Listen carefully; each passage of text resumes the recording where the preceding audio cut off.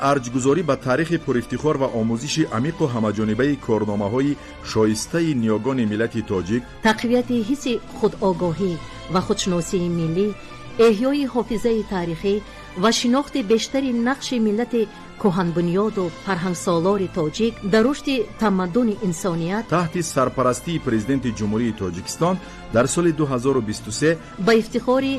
115 سالگی اکادمیک باباجان غفورов آزمون جمهوریوی تاجیکان آینه تاریخ ملت برگزار کرده می شود. آزمون در بین اهالی مملکت از جمله خوانندگان مؤسسه‌های تحصیلات میانه عمومی، دانشجویان مؤسسه‌های تحصیلات ابتدایی، میانه و عالی کسبی، آموزگاران همه زینه‌های تحصیلات، کارمندان فرهنگ و صنعت، کلانسالان، نمایندگان کسب و کار گوناگون و دیگر طبقه‌های اهالی کشور با استثنای آموزگاران فن تاریخ همه زینه‌های تحصیلات و عالمان و محققان ساحه تاریخ دایر گردیده از 4 دور عبارت می‌باشد. دور یکم ماه فوریه در مؤسسه‌های تعلیمی و تشکیلات و مؤسسه‌های مقامات خوداداره‌کنی شهرک و دهات. دور دوم ماه ایون در مرکز شهر و ناحیه‌ها با استثنای شهر دوشنبه. دور سوم نیمه دوم ماه سپتامبر در مرکزهای ولایت مختار کوهستان بدخشان،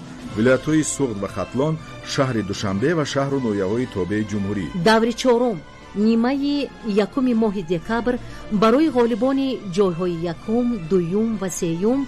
در مؤسسه دولتی کتابخانه ملی تاجیکستان. طلبات به اشتراکچیان آزمون از اینها عبارت می باشد: دانش مفصل دایر به اثر تاجیکان و مؤلف آن اکادمیک باباجان غفورov، قابلیت نقل و تفسیر واقعه‌های تاریخی دوره‌های معین، بیان لحظه‌های مهم اثر، قابلیت سخندانی و سخنرانی، اساسناکنی رویدادهای تاریخی و نقش آنها در تاریخ خلق تاجیک، دانستن صحنه‌های مهم تاریخی، دوره‌های تاریخی و چهره‌های تاریخ‌ساز خلق تاجیک. معلومات دایر به یادگاری‌ها و موضوعهای تاریخی که بیانگر تاریخ باستانی ملت تاجیک میباشند. دانستن سرچشمه‌های تاریخی و اثرهای علمی و بدیعی آید به تاریخ چندین هزار ساله ملت تاجیک. برای معلومات مفصل با وزارت معارف و علم جمهوری تاجیکستان با تلفن‌های 904 29 22 66 225 84 26، وزارت فرهنگ جمهوری تاجیکستان با تلفن 221 40 65 221 15 11، با اکادمی ملی علم‌های جمهوری تاجیکستان با تلفن 221 37 42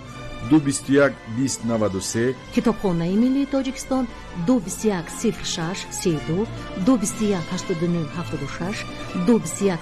02 76 مراجعت نمایید. معلومات مفصل را در سامانه‌های پرزیدنت جمهوری تاجیکستان، اگنتی ملی اطلاعاتی تاجیکستان خاور، وزارت معارف و علم جمهوری تاجیکستان، وزارت فرهنگ، اکادمی ملی علم‌های تاجیکستان و کتابخانه ملی تاجیکستان پیدا خواهید کرد.